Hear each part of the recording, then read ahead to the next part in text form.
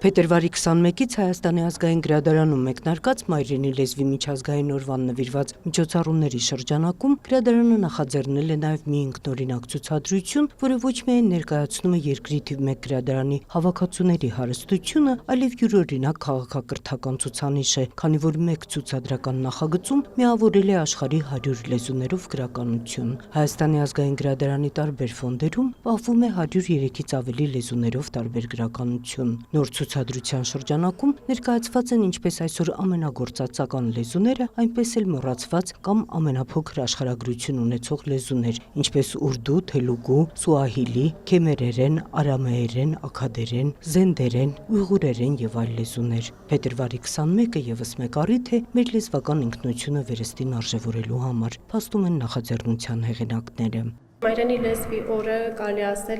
եւս մեկ անգամ առիթ է հիշելու, որ յուրաքանչյուր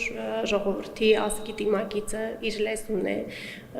խորհուրդ է, որ պետք է պահպանել մեր ազգային դիմագիծը նաեւ լեզվի միջոցով, ամենակարևորը մեր լեզուն է, մեր խոսքը։ Ցուցադրված գրականությունը ժամանակային եւ ժանրային լայն ընդգրկում ունի։ Ամենահին հրատարակությունը 1840 թվականի Ադիգերեն հրատարակությունն է։ Շատ են խորհրդային տարիներին Միութենական հանրապետությունների ազգային լեզուներով տպագրված գրքերը, ինչպես օրինակ Չինգիզ Այթմատովին նվիրված Շքեղ հրատարակությունը։ Գրադարանում նաեւ ցուցադրությունների նոր ձևաչափ է մշակվել։ Այսուհետև բոլոր նրանց համար, ովքեր չեն կարող ծանոթանալ ցուցադրություններին, դրանք հասանելի կլինեն առցանց ձևաչափով։ Կայքում բացվել է առանձին էջ առցանց ցուցադրություններ,